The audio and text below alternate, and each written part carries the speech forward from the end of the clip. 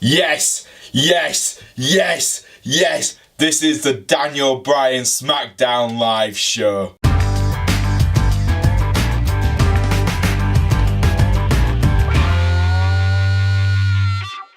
So we started off the show with Daniel Bryan talking about him being medically cleared to perform in the ring. This is big news, guys. Absolutely excited. The crowd was amazing. The Dallas crowd always is. And then he started talking about how appreciative he was, even when he was depressed about not being able to perform. He tried to focus on all the good stuff. And it was just a great segment. You started off the segment with his retirement speech, and just the atmosphere from that just moved on into his saying, look, I can return, I can perform. WWE giving me clearance now. I'm coming back. And then he kind of had this thing where it was just like, I don't know when. And then everyone was like pointing to the WrestleMania sign and chanting yes. And I thought that was brilliant. I thought that was absolutely awesome. It just worked with that. And it was such a great opening segment. Just having Daniel Bryan coming out, it just uplifted the whole show, in my opinion. It just made it something special to watch. And it was special. Seeing Daniel Bryan, if you're a wrestling fan, full stop, seeing Daniel Bryan coming back is one of the biggest moments in wrestling, in my opinion. And I just can't wait to see him perform back at WrestleMania, because he is one of the top guys in all of WWE. And this just shows it. You just look at the crowd. But he did talk about Kevin Owens and Sami Zayn, saying, look, I will be focusing on them, what they did last week. Once they get here, we'll focus on that. But right now, he just wanted to say thank you to Brie, the doctors, everyone who supported him to get his dream to wrestle in a ring again. And it was a great segment. I loved it. I thought it was brilliant. And it was a really strong opening segment. Then we started off this first match of the show with Shinsuke Nakamura taking on Rusev, which was pretty much a rematch from Fastlane pay-per-view, which only happened a couple of days ago. And for me, it was a decent match. Rusev looking very strong. Perfect opponent again for AJ and Nakamura to fight against. If you've got two faces facing off against each other, you don't really want them to be, trying to fight each other as much. You can definitely tell there's going to be a tag team match where Nakamura and AJ have to work together to take on Rusev and Aiden English. But again, this is just a very decent match. Rusev looked strong. He could have won it at several different points. And to be honest, there was not as much Rusev Day chanting, which was quite surprising. I didn't hear it as much as you usually do. I think because everyone was just so excited about Daniel Bryan's return, it kind of fizzled out the Rusev Day chants. But yeah, Nakamura got the win. Aiden English and Rusev started attacking him. AJ took his time before he decided to try and help him, but by the time he did decide to help, Nakamura had already taken out both Aiden English and Rusev, and he just looked at AJ Styles. And they had a good backstage segment after the match as well, where AJ's walking in the corridor, Nakamura bumps into him, and they talk about WrestleMania, and AJ's like, yeah, I know, you're gonna beat me at WrestleMania, and Nakamura just jokingly goes, you have to have more confidence in yourself. And I thought that was brilliant. I thought that's really well worked, and it's a good build up to their WrestleMania match.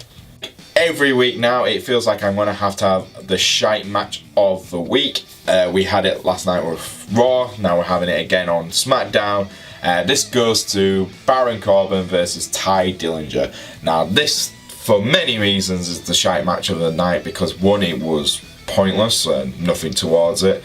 They just announced that both guys were going to be in Andre the Giant's Battle Royale. Fantastic, no one really cares. And it was a wasted opportunity again by SmackDown creative team. Baron Corbin has nothing to fight for right now, doesn't need the win. He got the victory over Ty Dillinger, a guy who has not been on TV a lot. And when he finally gets on TV, he loses to Baron Corbin. Easily could have been, give Ty the win, give him a little bit of momentum going into WrestleMania. But no, it just feels like, well, Baron's upper mid-card, Ty's lower mid-card. We're going to just build up Baron, the guy who doesn't need the momentum right now, whose stock is meh. Well, Ty's, who hasn't had any real pushes or anything like that, could have used a win. I just feel like this is a bit of a shame, and it's a poor writing decision. I think that's a very poor creative decision. Hopefully soon enough they will do something with Ty Dillinger, because they need to do something soon with him, because he feels lost in the shuffle and SmackDown Live right now.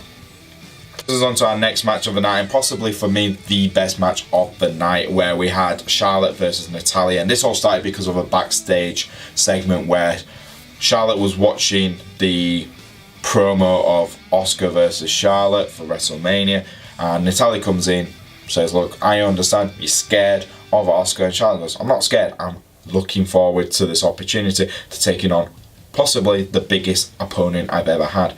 And Natalya goes, hold on, I'm the biggest opponent you ever had. I'm the best wrestler in this damn company. This obviously moves on to a match. And to be honest, Charlotte was very much dominating this match, and it was good to see. Don't get me wrong, Natalya did have her offensive moves in there, but for a majority of the match, Charlotte looked really good and very polished, and it did seem more like a match you would have seen on a lower pay-per-view, but still on a pay-per-view kind of level type of match, and it was really entertaining. Charlotte got distracted when both Natalya and Charlotte were on the floor, absolutely pretty much destroyed each other. Carmella comes out, tries to cash in. Charlotte gets up on her feet, knocks Carmella out before she can cash in. That causes Natalya to pin her up quickly. Natalya gets the win, and it's like, wow, bit of a swerve kind of victory there, but it kind of dents Charlotte's momentum going into WrestleMania, so we'll have to wait and see how this goes. But it was a good match, and the ending very different to what I was expecting, so good props to the writers there, using Carmella properly like that to have that threatening cash in worked fantastic in their favour. Then we had Jimmy Uso taking on Harper. This was a challenge match for obviously their attack, which happened at Fastlane. And again, it wasn't anything. It was a lot better than what I was expecting. I thought they would have just pretty much flattened Jimmy Uso and made Harper look a lot stronger. But no, they actually allowed Jimmy Uso to have a lot more reversals than I was expecting. Him and his brother, Jay, worked really well. Rowan on the corner as well was always a threat with his tag team partner Harper in the ring. They were both very, it was a very quick match, but you could see that there's good chemistry right now with the Usos and the Bludgeon Brothers, and adding the New Day into this feud will work out great. I'm looking forward to seeing how this moves on, because obviously they've got to make the announcements, that the SmackDown tag team match will be those three teams. But very, very decent match. Harper gets the win, gives the Bludgeon Brothers more momentum moving up to WrestleMania, makes them feel like a threat to both the New Day and the Usos, which they already are after the Fastlane attack, but this just works out really well for them. Next up, we have a very quick tag team match where we have Becky Lynch and Naomi taking on Liv Morgan and Sarah Logan, with Ruby Riott on the side for the Riott Squad. Pretty much very, very quick. Naomi had a few offensive moves in against Liv Morgan. Becky Lynch was in majority of that match, taking out both Liv and Sarah Logan. She got a disarmer on Sarah Logan and got the victory. Very, very quick match. It wasn't anything special, but it was just pretty much a match where they both went, all these women are going to be in the women's battle royale at WrestleMania. Alright, and don't really care. Becky should, obviously in my opinion, should be in a title match, but yeah, whatever. It's just, again, it was a throwaway match, but it was probably the right decision giving Becky and Naomi the win, especially getting Becky to get the win herself. She does need to up her stock in the company, in SmackDown. For me, she is the second best women's wrestler in that company in SmackDown right now, and they need to start using her properly, because it's like that back and forth momentum right now for Becky and Naomi. Next and final part of the show was Daniel Bryan calling out both Kevin Owens and Sami Zayn to find out, to pretty much find out what the hell was going on last week with Shane O'Mac. Obviously they attacked Shane. KO and Sami finally turned up. They pretty much were congratulating Daniel Bryan on his return to, in-ring performance, in-ring work, and pretty much they were said, well, we just got a bit carried away, and Daniel went, no, you went over the line, you attacked your boss, you got everything you wanted, and you still attacked him. There's no reasoning for it. You got a WrestleMania match, which a lot of people would have killed for. Even 10 years ago, if I told you you would get a WrestleMania match, you would have taken that straight away. Shane's leaving, he even admitted he was wrong to you guys. I don't understand why you attacked him. And he said, I've got no option, I've got to do this. And he fires both Kevin Owens and Sami Zayn on the spot. He does it, he tries to shake hands, he tries to be civil. He goes, look guys, I've been fired twice from this company and I've come back. This is not the end, this is just the next stage of your career. You obviously can come back. KO and Sami shake his hand, then attack him. Daniel Bryan, and then this is the best thing. Daniel getting cleared, first thing first, he fights off both Sami Zayn and Kevin Owens brilliantly. He works really well. He pretty much, it looked like, wow, Daniel hasn't lost a step.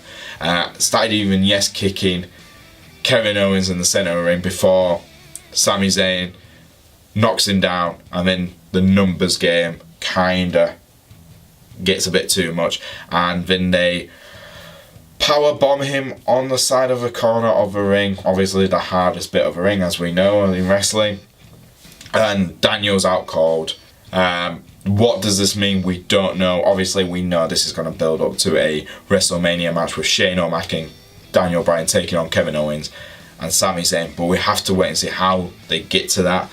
Very much a very strong segment, very good promo work with both Kevin Owens and Sami Zayn, very entertaining. Just again, a brilliant segment, great opening segment, great closing segment. It's just the emotions of, oh my god, Daniel Bryan getting injured worked so well.